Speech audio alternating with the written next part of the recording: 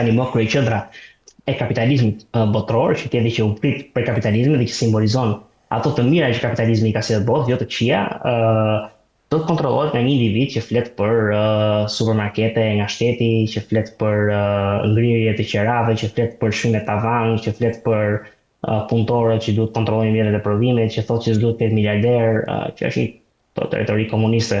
Nuk është socialist, është komuniste, sepse ne dimë mirë që socializmi dhe komunizmi nuk janë ide që kuptohet. Kështu që unë mendoj që Zorana Mandami është rrezik për New Yorkun, por nëse New Yorkesët e kanë ndarë mendin që do të ndjekin ato rrugë, ta provojnë dhe mendoj që nuk do t'i shkojë mirë, sepse ka një gjë të legon, edhe duhet të thënë kjo vendon. Fitoria e Mandamit dhe ngritja në popularitet e politikanëve siç është Mandami apo AOC Alexandria Ocasio-Cortez, po ashtu si kongresmeni nga New Yorku apo dhe senatorit social-demokrat Bernie Sanders, nuk ka ardhur në një vakum. Është produkt në fakt i dështimit të viteve të politikave neoliberale, të regjimit neoliberal në Amerikë, sepse pabarazia është rritur, rrogat në Amerikë janë stagnante, kostot janë rritur. The affordability crisis, pra kriza e blerjes së shtëpive, është bërë pamundur të blesh një shtëpi në këto qytete amerikane. Qeraja, unë po fisha një shok që më thoshte qera 4.500 euro, $4.500 në muaj do të ndash shtëpinë me 10 veta që të paguash $400 tënd.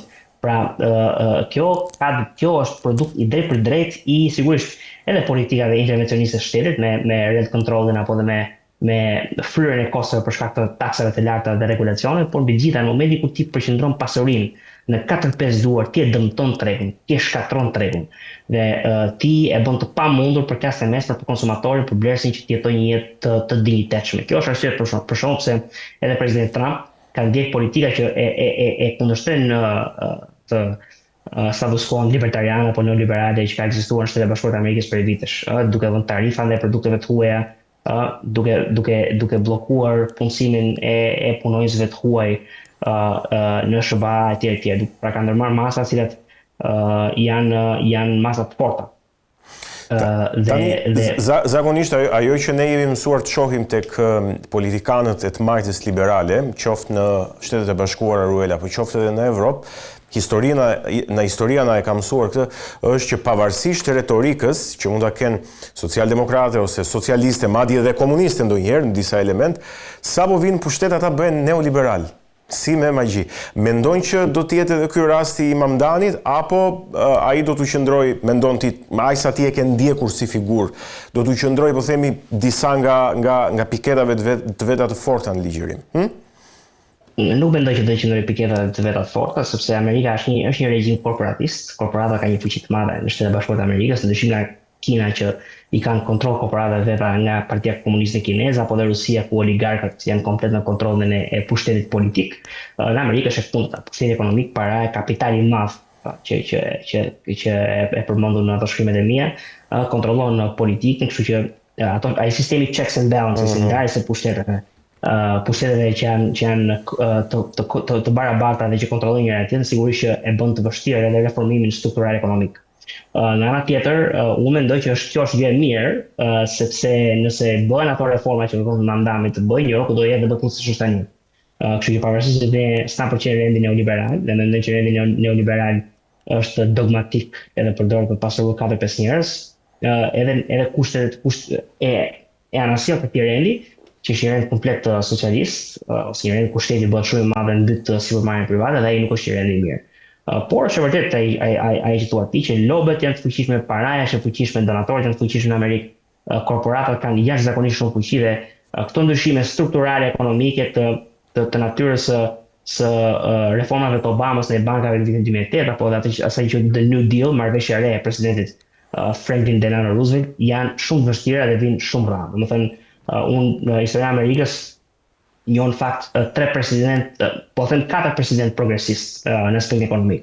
Kemi Theodore Roosevelt i vitit 1990, kemi Franklin Delano Roosevelt i partisë tjetër, kemi Obamën e mbas 2008 dhe unë do fusha edhe Trumpin në fakt, sepse ai ka ndërmarrë disa iniciativa për blerjen e një stake e disa aksioneve të Intelit, kompanisë së çivave nga qeveria amerikane, për kontrollin e manufakturës së dronëve të Lockheed Martin, një kompani private që prodhon dronë nga qeveria amerikane, që në një farë mënyrë godasin ato status quo e privatit dhe shtetit që janë ndarë.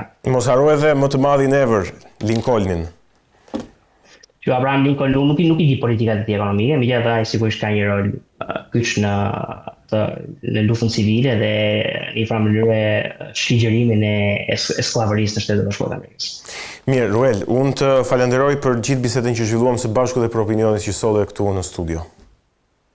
E kon të falenderoj për ftesën, shkënaqësi të jem këtu dhe bisedë shumë e këndshme si gjithnjë. Mirë, ishim me politologun Ruel Domi, folëm për zhvillimet politike të aktualitetit në Shqipëri, zhvillimet mjaft të forta të ditëve të fundit, por edhe për zhvillimet gjithashtu mjaft të forta nga arena ndërkombëtare, duke u fokusuar kryesisht në Shtetet e Bashkuara të Amerikës. Ne do të rikthehemi vetëm për pak në bisedën tonë të dytë. Mirë, jemi rikthyer në këtë pjesë të dytë të aktualitetit për sot. Do të flasim këtë bisedë të dytë, do të flasim për disa zhvillime specifike të rëndësishme ndërkombëtare. Unë kam kënaqësinë që të kem në lidhje të drejtë për drejtë me mua studentin e çështjeve të sigurisë globale, direkt nga Polonia, Elianos Kasaj. Elianos, të përshëndes dhe të falenderoj. Faleminderit sërish për ftesën. Kemi konferencën e sigurisë euroaziatike në Minsk, e cila ka bashkuar 40 vende në frymën e dialogut të lindjes. Qartazi një mesazh i tensionuar ky sa i takon NATO-s, Aleancës Euro-Atlantike, një kontrapedal i NATO-s. Apo krijohet, Elianos, që bosh i ri sigurie në Euroazi që kërkon të konfrontohet politikisht me NATO-n? Atëherë, gjatë datave 28-29 tetor në kryeqytetin bielorus në Minsk, është zhvilluar konferenca e tretë e sigurisë euroaziatike, ku, siç e thatë ju, pjesëmarrës kanë qenë rreth 40 vende të botës, duke me përfaqësi të larta, duke folur që nga ministra të punëve të jashtme deri në ministra të mbrojtjes, sigurisë dhe ushtrisë, mbi 200 ekspert, akademik, profesor, gazetar dhe specialist të fushës. Vlen të theksohet se gjatë kësaj konference nuk kanë qenë vetëm vendet e Euroazisë. Një fakt interesant është që hungarezët, turqit dhe amerikanët kanë qenë prezent në të. Kanë dërguar një delegacion, sidomos amerikanët kanë dërguar një delegacion të madh. Kanë zhvilluar takime me palën bieloruse, sigurisht, dhe me gjithë bashkëpunëtorët e tjerë të participantë në konferencë. Një nga fjalët më të veçanta që u mbajt pas fjalimit të presidentit Lukashenko ka qenë edhe fjala e ministres së punëve të jashtme të Koreas së Veriut. Herë e parë që Korea e Veriut participon në një format të tillë evropian. E kemi thënë që e kemi Korenë e Veriut komshi këtu në Evropë tani, se kaq shumë e kemi përmendur. Pas armëve që aktualisht janë në Ukrainë, diku te 5 orë kufiri polak që kemi përmendur. Kjo është eforta e parë diplomatike, ndoshta që nga viti 1984, ku Korea e Veriut krijoi një efort të madh diplomatike në Evropë për të stabilizuar marrëdhëniet me Evropën atë kohë. Kjo është pas pothuajse mbi 30-40 vjetësh eforta e dytë më e madhe që ata bëjnë, pasi ata nuk para kanë qenë prezent në vendet evropiane në kontekst diplomatik, konferencë të tjera. Jo, imagjinoj që nuk është Koreja e Jugut. Imagjinoj që nuk është Koreja e Jugut, dhe është Koreja e Veriut, e kupton? Po. Është Korea e Veriut, është diçka që mund të quhet një lloj hapi i madh përpara, që nga viti 1984, ku vetë Kim Il-sung ka ardhur në Evropë, ka bërë një tur evropian në Evropën Lindore, sigurisht. Po që atë nuk është parë ndonjëherë një delegacion kaq i madh, le ta quajmë shtetëror korean verior, të participojë kaq normalisht një shtet normale të tjerë. Po. Nëse po. Nga fjalët më interesante ka qenë edhe fakti që delegacionet nga Amerika, Turqia, sidomos nga Hungaria, ministri punëve të jashtme Peter Siatro, ka mbajtur një fjalë të ashpër, nëse mund të quhet e tillë, ku ka kritikuar politikat energjetike të Bashkimit Evropian, bllokimin e naftës dhe gazit rus, ka denoncuar sulmin e Ukrainës në tubin e gazit e vajit Druzhba, që le të themi krijoi një dëm shumë të madh ekonomik në Hungari, ku ndodhi para 1-2 muajsh. Pra, në një farë mënyre është treguar që shumë faktor, sidomos kanë qenë prezent nga ana polake, flas duke qenë që jam në politikë, kanë qenë shumë gazetarë nga mediat polake, janë të interesuar për ta mbajtur dialogun akoma aktiv, për të parë, le të themi, pikpamjet këndvështrimet e të dyja palëve, për t'i ditur, do sa ato pak a shumë dihen nga deklaratat televizive, dihen nga në kanalet diplomatike, gjithsesi është mirë që dialogu ekziston, është mirë që ata ishin në konferencë dhe diskutuan. Një tjetër pikë interesante është që gjatë fjalës së tij presidenti Lukashenko ka gjithashtu denoncuar anën lituaneze. Lituania aktualisht ka mbyll kufirin me Bielorusinë, ndërsa pala polake në mënyrë interesante ka lajmëruar se do të hapë 2 pikat e tjera kufitare. Pra kufiri me Bielorusinë do të hapet në grad totale plotësisht, sidomos edhe lidhja hekurudhore që të dy vendet kanë pasur së bashku. Gjë që mund të quhet është pjesë ndoshta mund të aludojmë e fortës së perëndimit për ta trequr më shumë Bielorusinë drejt vetes. Pra në fillim kanë qenë delegacionet amerikane, heqja sanksioneve ndaj Belavijas, kompanisë shtetërore të fluturimeve bieloruse, më pas delegacioni papal, siç kemi folur edhe herën e shkuar, që ka rilidhur sërish në gradën më të lartë marrëdhënie diplomatike midis Vatikanit dhe Minskut, gjë që ka ndihmuar dhe Bielorusinë në mënyrë që ta uli pak le të themi konfrontimin që e brendshëm që ata kanë me katolikët, duke qenë që katolikët në Bielorusi kanë një status të veçantë, duke qenë që shumica janë edhe polak, minoritarë të tjerë. Në të njëjtën kohë, polakët duke se po japin dhatash dritën e tyre jeshile, duke hapur totalisht kufirin dhe duke folur ndoshta edhe mbi heqjen e, të themi, disa sanksioneve që kryesisht dëmtojnë bizneset e vogla bieloruse, pra popullin, më shumë se sa qeveritarët e lartë. Ajo që unë dua të kuptoj, Elianës, është cili është thelbi i mesazhit politik të kësaj konference, e cila është goxha masive dhe, po them, e mediatizuar për shkak të pjesëmarrjes. Kryesisht është ngritja e strukturave të reja të sigurisë euroaziatike, që përfshin si Evropën si Azinë, duke qenë një delegacion shumë i madh ka ardhur nga Azia veçkores së Veriut, ka qenë dhe Republika Popullore e Kinës, Vietnami, Laosi, India, Pakistani me delegacione shumë të mëdha prezente në konferencë. Gjë që tregon që edhe këta faktorë të Azisë juglindore kryesisht janë të interesuar për të qenë pjesë e këtyre strukturave që duke se do të sigurojnë stabilitetin, paqen, përkohësisht edhe funksionalitetin e gjithë rrugëve tregtare, ekonomike, toksore dhe ajrore, me të gjithë prej Evropës lindore, pra që është ideja prej Parisit, Berlinit, Londrës, deri në New Delhi, Pekin, Moskë, Penjan e të tjerë.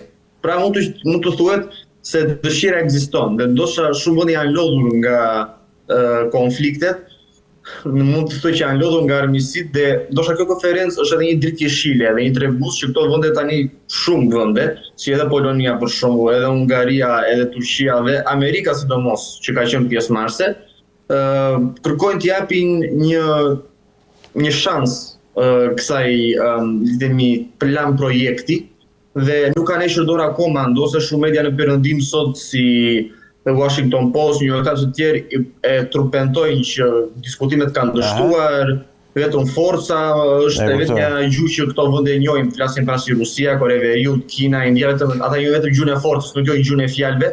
Kjo konferencë për mendimin tim ka treguar që jo amerikanët, si dhe evropianët nuk kanë hequr akoma dorë nga diskutimet dhe e vetja mënyrë për të bashkëtuar dhe për të ndërtuar skema sigurie është nëpërmjet diskutimit, nëpërmjet tyre platformave si Minsku, jo nëpërmjet dhunës, forcës ose të treguarit siç është së fundmi me presidentin Trump dhe presidentin Putin, kush hedh më shumë armë bërthamore. Presidenti Putin bëri tesat në Siberi, presidenti Trump po bën tesat në Nevada. Ajo që unë duhet kuptoj është cili ishte pozicioni i Rusisë për ta mbyllur këtë çështje, cili ishte pozicioni i Rusisë në këtë konferencë, si vendi ushtarakisht më i fuqishëm. Neutral kryesisht. Konferenca le të specifikojmë që konferenca zhvillohet nga Bielorusia, jo nga Rusia. Platforma që ata zhvillojnë janë ata promovuesit e gjës, nuk është prandaj dhe quhet konferenca e Minsku, nuk quhet konferenca e Moskës ose Peterburgut. Rusia ka mbajtur rolin e saj ose le të themi pozicionin e saj që ne pak a shumë e dim aktuali.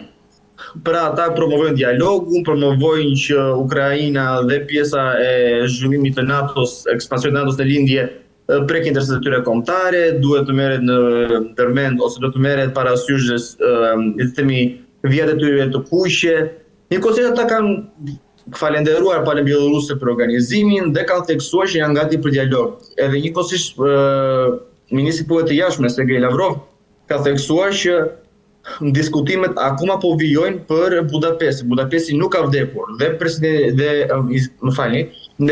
ministri i Punëve të Jashtme Seatro ka theksuar këtë gjë, që organizimi i Budapestit vazhdon. Është shtyr, po vazhdon. Rusët dhe amerikanët janë në Budapest. Gjëja akoma nuk ka marrë fund. Kështu që nuk duhet të propagandohet më gjëja që dështoi. Asgjë nuk ka dështuar. Akoma një presidenti Trump ka akoma, le të themi, shpresë për të avajuar diskutimet e presidentit Putin, njëkohësisht akoma nuk kanë dalë në një përfundim që diskutimet dështuan. Qartë. Kështu që vetë për të parë, po që platforma ka qenë më shumë një lloj ballafaqimi, mund ta quajmë, midis gjitha palëve, shprehjes, interesash, pikpamjesh. Është diçka interesante për studiuesit e fushës për ta dëgjuar se është edhe në YouTube aktualisht, kështu që. Interesante. Mirë, duhet kaloj te çështja tjetër, ti përmendë pak ministrin e mbrojtjes të Hungarisë, në mos gaboj? Apo jo? Ishte Punëve të Jashtme Peter Siatro. Peter Siatro të Hungarisë. Unë këtu doja të ndalesha pak te vendet e Vishegradit, Hungaria, Çekia, Slovakia, të cilat po i dalin kundër Brukselit sa i takon sanksioneve ndaj Rusisë dhe bllokimit të fondeve. A është kjo një çarje në Bashkimin Evropian më shumë se sa për këtë çështje, vetëm pra për çështjen e Rusisë, por edhe më gjerësisht? Në fakt ne i dim qëndrimet e kryeministrit Viktor Orban prej shumë vitesh tashmë në raport me shumë gjëra të Bashkimit Evropian. Çfarë mund ta thuash më shumë për këtë çështje, se duket mjaft interesante? Atëherë, gjatë intervistat të dhënë për median prestigjioze ruse Izvestia, që në Shqipëri është një emër i njohur në një farë mënyrë, ka komunizmit, deputeti i partisë Smer, Luboš Blaha, Slovak, ka deklaruar se aktualisht midis Slovakisë, Hungarisë dhe Republikës Çeke, me iniciativën e kryeministit hungarez Viktor Orban, është duke u farkëtuar një aleancë e re, e cila synon më saktë të kthehet në origjinalitetin e qëllimit të Vishegradit, për të krijuar një balancë midis presionit të Brukselit, centralizimi që ne e quajmë, dhe sovranitetit të vendeve pjesëmarrëse. Tekstojmë që nga këto tre vende, edhe Polonia, përfshihet nga ana e presidentit, janë të udhëhequra nga qeveri nacionaliste, populiste, konservatore. Kryesisht Slovakët kanë një qeveri socialiste, po ta quajnë socializëm i fshatit. Socializëm një socializëm i tipit një socializëm nacional. Është një tip komunizmi moderuar, i cili synon sovranitetin e vendit, mos dhënien e themi autonomisë ose të drejtave kombëtare, mbrojtjen e sovranitetit në çdo mënyrë të tjerë. Po është social, nuk është socialist. Partia Robert Ficos. Në Hungari është Fides i Viktor Orbanit. Në Çeki është Andrej Babiš, i cili muajin e shkuar fitoi zgjedhjet, ndërsa në Poloni është presidenti në anën polake, i cili Polonia është pak a shumë se një republikë gjysmë presidenciale, ndosë jo me pushtetut, presidenti ka shumë fuqi në të. Dhe është kryesisht Karol Nawrocki, i cili ka marrë mbështetjen nga Konfederacia dhe nga Partia PiS, ose Drejtësi dhe Rrep, si quhet. Fakti qëndron në tre aspekte kryesore. E para është gazi, nafta dhe energjia ruse, cilat vendet e Vishegradit, si dhe shumë vendet e Evropës lindore kryesisht, flasim si Serbia, Bullgaria të tjerë, janë shumë të varura.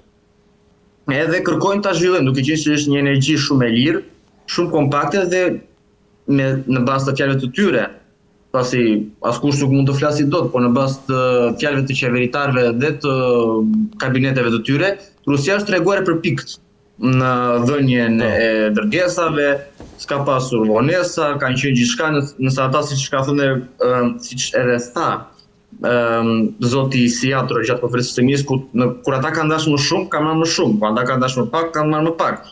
Pra Rusia i ka mbyllur, le të themi, të gjitha klauzurat e marrëveshjeve. Ka qenë përpikt, gjë që ka krijuar edhe besimin te këto vende, që është një partner i besueshëm. Plus fakti që Rusia ka një pozitivitet në këtë aspekt, që Rusia nuk do hyjë në punët e brendshme kryesisht. Nëse Rusia nuk shikon kërcënim për punët e saj të brendshme, nuk do hyjnë. Duke marrë parasysh që Hungaria, Slovakia, Çekia, kryeministri Iri Babish ndajnë pikpamje si të presidenti Putin për sa i përket një çështje tjetër të rëndësishme, që këtu fillon dhe konfrontimi i dyre me Brukselin, që është përfshirja në konfliktin në Ukrainë. Ata quajnë që nuk është puna jonë, Ukraina nuk është në NATO, nuk është në Bashkimin Evropian, kështu që neve nuk na intereson, në saktë nuk intereson është një fjalë e fortë, por le të themi që nuk është një obligim i joni që ne duhet të shkatërrojmë ekonominë tona, siç po ndodh aktualisht me shumë ekonomi evropiane që me fillimin e sanksioneve, vetëm për të suportuar një vend nga i cili nëse nëse ndodh që konflikti mbaron dhe ata do të hyjnë në Bashkimin Evropian, më shumë do të hapin probleme, sa do të hapin dyert të reja bashkëpunimi e të tjerë. Ndërsa Rusia ka qenë do të bëhet gjithmonë pjesë e Evropës. Është vendi më i madh në Evropë, është fshinjë jonë në shumë aspekte. Në Poloninë kemi Kaliningradin. Nga qyteti në Kaliningrad është diku te shtator. Ndërsa për të vajtur në Ukrainë është pak a shumë 11 orë. Me thënë, afër Rusia se sa është Ukraina. Në një farë mënyre kjo duke se ka thelluar dhe thyrjen për të Bashkimit Evropian. Flasim midis bllokeve pro paqes, pro dialogu dhe të pranimit faktit që lufta dështoi. Sanksionet dështuan, nuk kanë punuar. Rusia vijon avancimin, se ne kemi theksuar që këto janë fitore piroike që Rusia po i paguan shtrenjtë si në njerëz, si në materiale, si në dëme.